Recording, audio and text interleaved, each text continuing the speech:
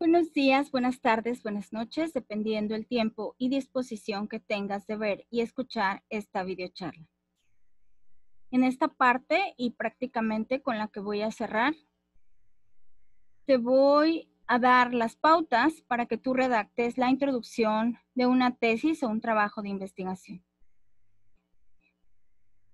Hay que poner atención a las recomendaciones porque aquí van todos los tips bajo los cuales tendrás que trabajar. Continuemos. Hacer introducción de tesis paso a paso. La elaboración de la introducción requiere de una gran capacidad de síntesis y conocimiento del tema. De ese tema del cual trata la tesis o investigación, pues debe explicar en menos de 3 páginas bajo qué circunstancias se decidió y se realizó la investigación, qué se ha pretendido demostrar o alcanzar y cómo se ha estructurado el contenido de la tesis o investigación. Nada de ello serviría si la redacción utilizada no es lo suficientemente clara, secuencial y sencilla que permita a cualquier neófito en el tema entenderlo con claridad y sentirse atraído para continuar con la lectura, estando ubicada al inicio de la tesis. La introducción por contenido debe ser redactada al final del proceso de investigación. Ya hablamos del por qué debe ser redactada al final. Pues la introducción dijimos que era parecido al tráiler de una película. Me va a dar una probadita de lo que voy a ver. Entonces, ¿cómo la redacto al inicio si no he terminado? Por eso se deja al final.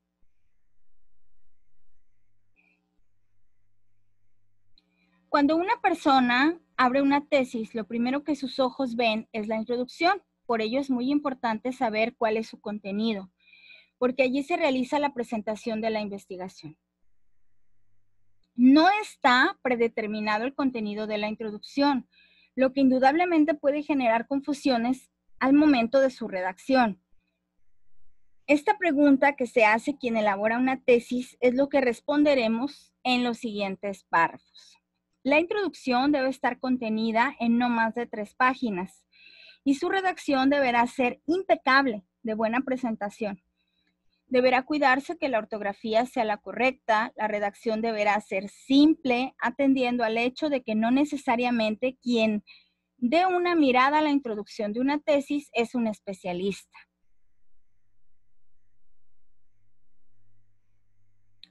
No deben utilizarse ejemplos. No se debe adelantar el resultado final de la investigación y bajo ninguna circunstancia deberá llevar gráfico alguno. La introducción debe ser presentada en forma de narración, es decir, se debe de explicar en forma encadenada la sucesión de una serie de hechos relacionados que ocurrieron en un determinado periodo y los efectos que tuvieron sobre la situación inicial, ya sea transformándola, variándola o manteniéndola. En todo caso, es necesario recordar que la explicación de los hechos ocurridos debe tener siempre un antes y un después, o como otros lo quisieran, causa y consecuencia. En síntesis, debe existir un principio de causalidad. En la introducción debemos de considerar las razones que nos llevaron a realizar la investigación, así como los objetivos que nos trazamos, la hipótesis que pretendemos demostrar y una metodología que hemos utilizado para llegar a la demostración o negación de la hipótesis. Una vez terminada esta explicación, se deberá proceder a explicar paso a paso y en forma breve el contenido de los capítulos. Explicar las razones que nos llevaron a realizar la investigación significa señalar para qué realizamos la investigación y por qué hemos elegido ese tema.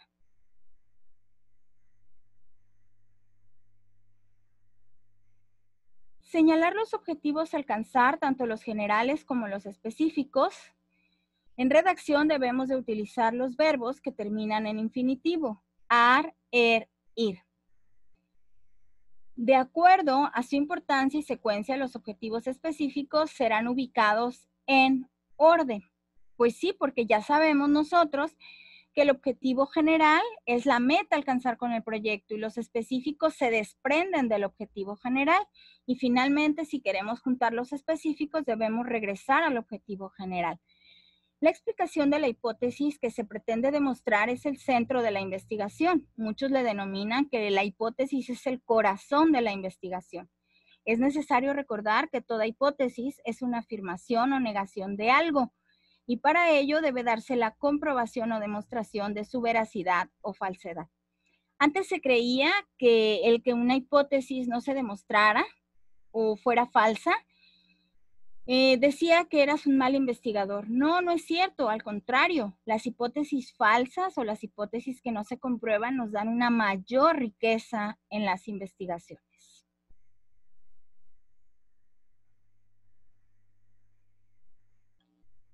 En todo caso, la hipótesis siempre busca encontrar una relación de causalidad entre dos variables previamente determinadas a través de pruebas empíricas que permitan una verificación estadística.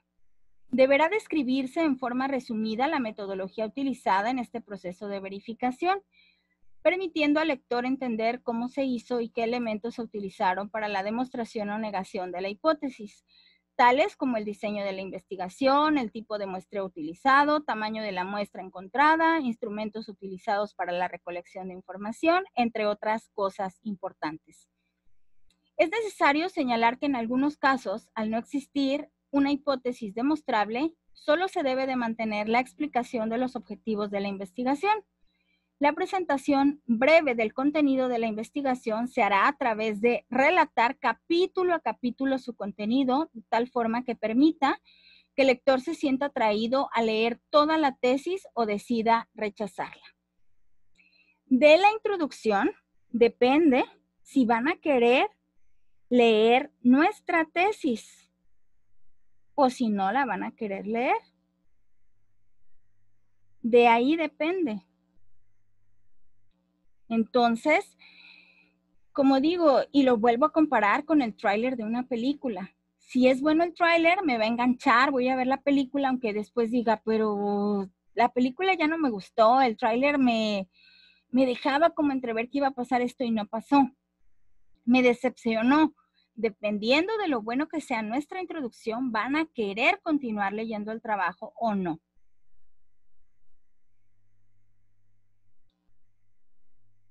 Aprender a formular una buena introducción exige realizar como ejercicio el análisis de otras introducciones de tesis, libros, etc. Elaborar varios borradores hasta encontrar el adecuado. Someterlo a lectura de terceras personas que no sean especialistas y que nos den su opinión.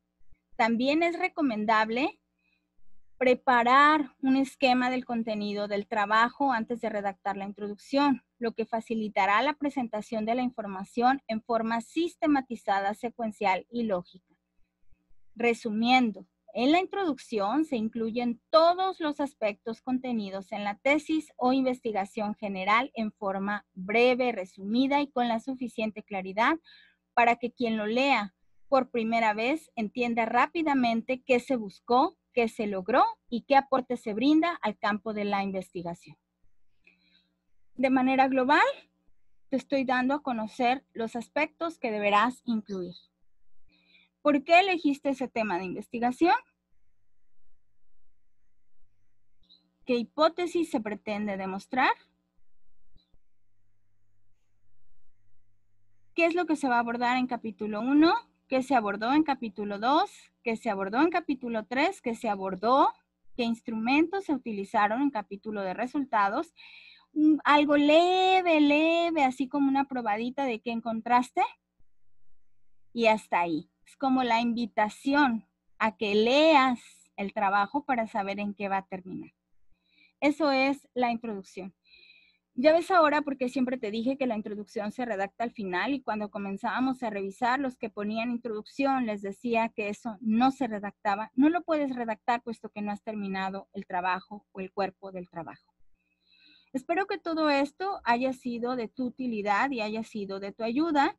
Yo sé que todo este tiempo fue muy difícil, ha sido muy difícil, sin embargo, pues creo que ambas partes hemos logrado superar, cada quien ha puesto su parte y hay que ser un poquito empáticos, tanto con los alumnos como con los docentes y ver por todo lo que pasamos para poder llegar a culminar este punto. A lo mejor para ustedes es más difícil porque prácticamente serán generación COVID.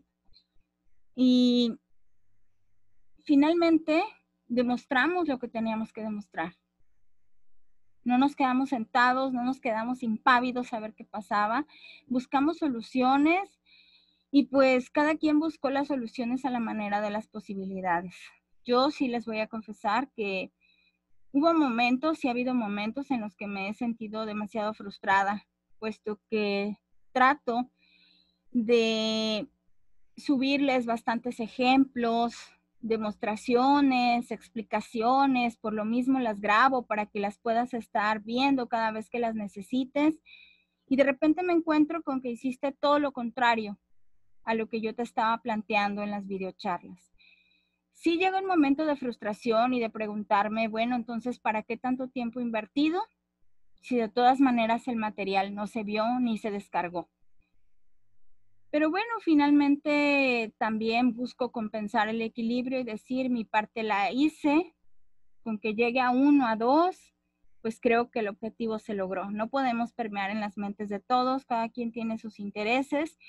Yo podría haber optado por hacer sesiones en línea, en donde si el internet se iba o no se iba, pues ni modo, y lo que se alcanzara a ver en esa sesión. Sin embargo, no es mi manera de pensar, puesto que yo ya pasé por eso en un doctorado. Mis clases eran presenciales, pero mis revisiones de tesis eran igual, virtuales, así como lo estamos haciendo en línea, y muchas veces la conexión fallaba, yo no entendía, se cortaba. Entonces yo, rememorando esa experiencia, porque yo sí la he vivido, pues yo decidí optar por este método. Y finalmente, pues sí es frustrante porque se trabajan más horas, se debe de programar, se graba, se analiza, se repite.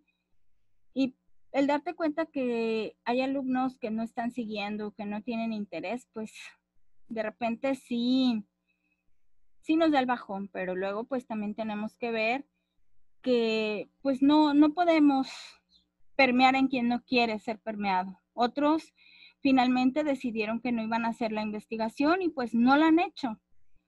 Entonces pues las decisiones son personales. De mi parte pues agradecer a todos y cada uno de los que estuvieron siguiendo al pie de la letra. Yo sé que este proceso no fue fácil para nadie, pero pues creo que con satisfacción voy a poder decir que lo logramos. Muchas gracias, doctora María del Carmen Asensio Mercado. Recuerda que un docente se hace cada día con la suma de pequeños esfuerzos que nos llevan el día de mañana a hacer grandes logros, a verlos cristalizados en ustedes, los alumnos.